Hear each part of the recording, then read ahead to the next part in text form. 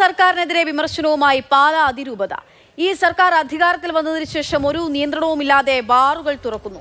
Fees അടച്ചാൽ ബാറിന്റെ സമയം വെളുപ്പാൻ കാലം വരെ നീട്ടിക്കൊടുക്കാൻ സർക്കാർ തയ്യാറാണെന്നും പാലാ ബിഷപ്പ് മാർ ജോസഫ് കല്ലറങ്ങാട്ട് പറയുന്നു. ഷിനോജ് ജസ്തി വിവരങ്ങളുമായിട്ടുണ്ട്. ഷിനോജി, തെരഞ്ഞെടുപ്പ് സമയത്തുള്ള എല്ലാ പ്രതികരണങ്ങളും വളരെ നിർണായകവും പ്രാധാന്യമർഹിക്കുന്നതുമാണ്. ഇപ്പോൾ എന്താണ് അതിരൂപത പറയുന്നത്? ഇത് പള്ളികളിലൊക്കെ വായിക്കുന്ന ലേഖനം വായിക്കുന്ന ഒരു സാഹചര്യത്തിലേക്ക് എത്തുന്നതാണോ? അക്ഷയ, കെ സി ബി സിയുടെ മദ്യവിരുദ്ധ സമിതിയും ഒപ്പം പാലാ രൂപതയും ചേർന്നാണ് ഇന്ന് പാലായിൽ ഇത്തരത്തിൽ മദ്യലഹരി വിരുദ്ധ സമ്മേളനം സംഘടിപ്പിച്ചത്. അതിന്റെ ഉദ്ഘാടകൻ പാലാ ബിഷപ്പ് കല്ലറങ്ങാട് പിതാവായിരുന്നു. അവിടെ വെച്ചാണ് സർക്കാരിനെതിരെ അതിരൂക്ഷമായ വിമർശനം പാലാ അതിരൂപത ഇപ്പോൾ നടത്തിയിരിക്കുന്നത്. ഈ സർക്കാർ അധികാരത്തിൽ വന്നതിന് ശേഷം, അതായത് കഴിഞ്ഞ 10 വർഷമായി ഒരു നിയന്ത്രണവുമില്ലാതെയാണ് ഇത്തരത്തിൽ സർക്കാർ ബാറുകളുടെ പ്രവർത്തനവും നിയന്ത്രണവും ഒക്കെ തന്നെ നടത്തുന്നത്.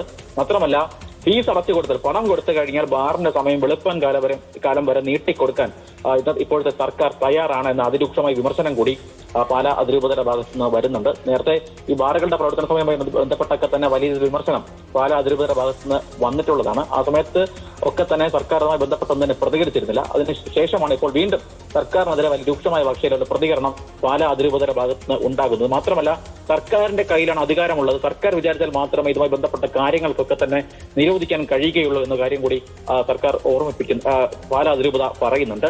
മാത്രമല്ല, പുതിയ മദ്യത്തിന് പേരിടാൻ ശ്രമിച്ച സർക്കാരാണ്. അതിന് അപേക്ഷ കൊടുത്ത് നൽകാൻ ശ്രമിച്ച സർക്കാരാണ്. ഒപ്പം പാലക്കാട് പുതിയ മദ്യത്തിന്റെ ഫാക്ടറി, അതുമായി ബന്ധപ്പെട്ട കാര്യങ്ങളൊക്കെ തന്നെ വലിയ അതിരൂക്ഷമായ വിമർശനമാണ് ഇന്ന് പാലാ അതിരൂപതയുടെ ഭാഗത്ത് നിന്ന് ഉണ്ടായത്. എന്തായാലും തെരഞ്ഞെടുപ്പിന് മാസങ്ങൾ മാത്രം ബാക്കി നിൽക്കെ ഇത്തരത്തിൽ ഉണ്ടായ പ്രതികരണം അത് മൂന്ന് മുന്നണികളെ, പ്രത്യേകിച്ച് പാലാ ഒരു ത്രികോണ പോരാട്ടത്തിലേക്ക് പോകുന്ന സമയത്ത് പാലായിൽ മാത്രമല്ല പാലാ അതിരൂപതയിൽ ഉൾപ്പെടുന്ന പല മണ്ഡലങ്ങൾ ഉൾപ്പെടെ വലിയ ഇതിൽ ചർച്ചയാക്കുമെന്ന കാര്യത്തിൽ സംശയമില്ല.